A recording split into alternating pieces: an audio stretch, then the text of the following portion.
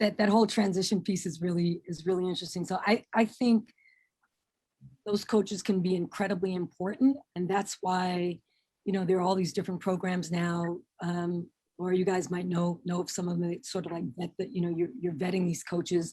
The influence and impact is so very important. You want to make sure that the kids are surrounded by the right people, because look, just because people are interested in kids, so they say, or their development, the agenda is not always the greatest agenda. That's been my experience. My son, who I know I probably talk about him all the time because I just love and adore him, but and he's my only child. But he's you know, he works for the Westchester Knicks now, but he came up in AAU sports.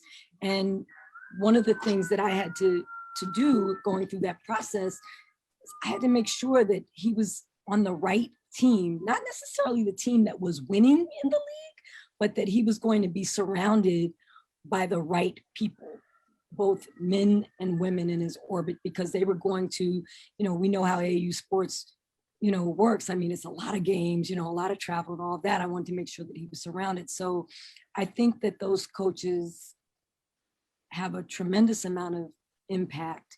I think we have to all kind of work harder to get them resources and get them some of the things that they need so that they can best support the kids. But I think also, you know, the other part is that you just have to be aware of who your kids are going to be around and influenced by, because in welcoming some of our young men into the league, they have been, I like to say, victims and products of some not so good organizations, and then we had to kind of help them relearn and teach them some things that are different from what they learned in youth sports.